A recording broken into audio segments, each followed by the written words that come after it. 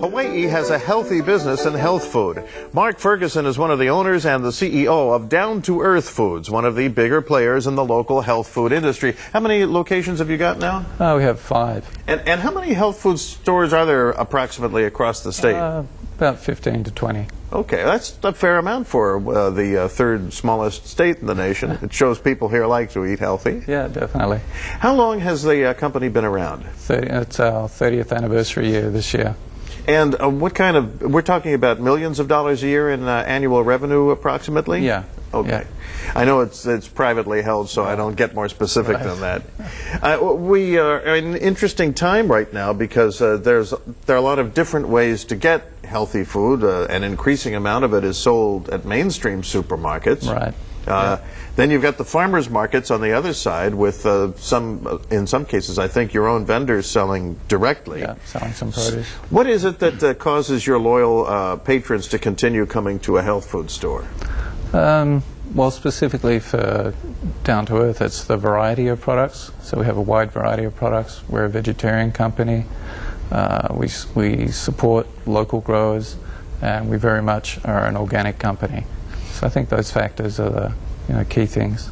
To what extent is the vegetarian part of it a real niche? I mean, I know there are a lot of health food stores that do sell meats. Yeah, well, actually, Down to Earth is quite unique, actually, in terms of the natural products industry. It's only small percentages of companies that are actually vegetarian companies, and Down to Earth is actually the largest vegetarian company in the whole of the USA.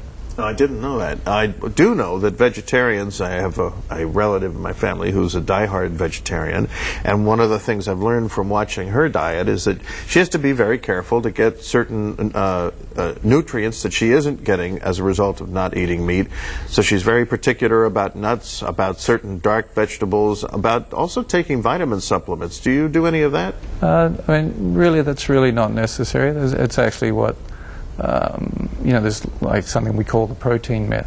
Mm-hmm. If you just eat a balanced diet, there's definitely no need to take any special precautions.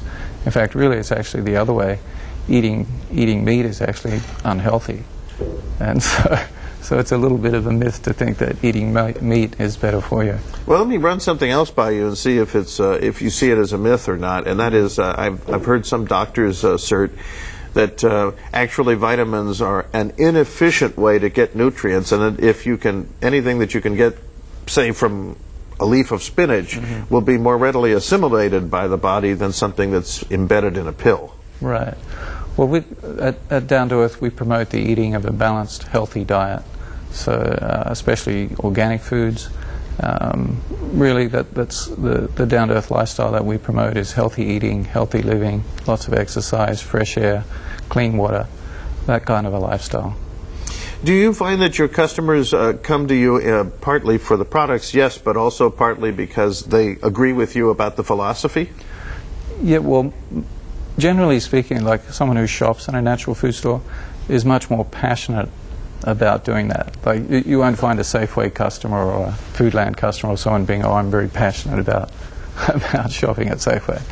But a lot of times people actually identify themselves, well, I'm a Down to Earth shopper.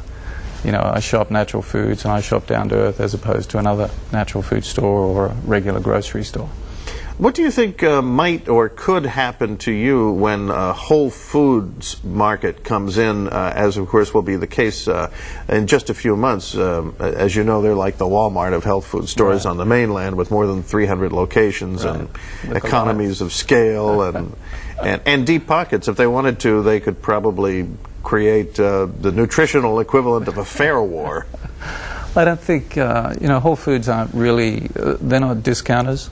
In fact, they're actually known as whole paycheck.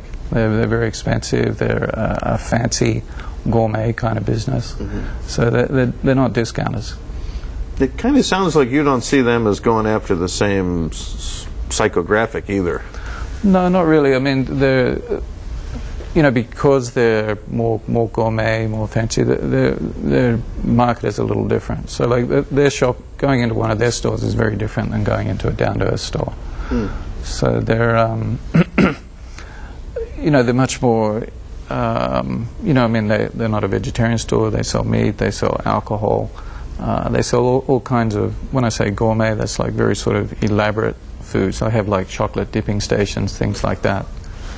Yeah, it's funny when you put it that way. It sounds so unhealthy. But well, let me ask you this: do you think there will be any economic effect in an indirect way? And the reason I bring that up is because some of your brethren on the health food side of the grocery industry have told me that they suspect that there will be a sort of a bidding war for local produce because they're committed to buying it too. And of course, there's only so much local produce that can be produced. Right, right. I think with local growers, I mean, down to earth, we've been supporting local growers for over 30 years, especially the organic growers, and we buy everything we can locally. I think with Whole Foods, I mean, their stores are going to be very large stores, and they're just really not going to be able to buy small quantities of produce. Like a lot of local growers, they're only growing a crate full or just small quantities. In the Whole Food stores, they just won't be able to supply them. Okay. Let me go out with one last question about your own products that you offer. If somebody who's not a vegetarian, but who understands vegetarians are particular about the quality of the foods they eat, decide to walk into your store, what might they find that even though they're meat eaters and they're not buying into the philosophy, they might still benefit from adding to their diet? Right. Well, I think I just...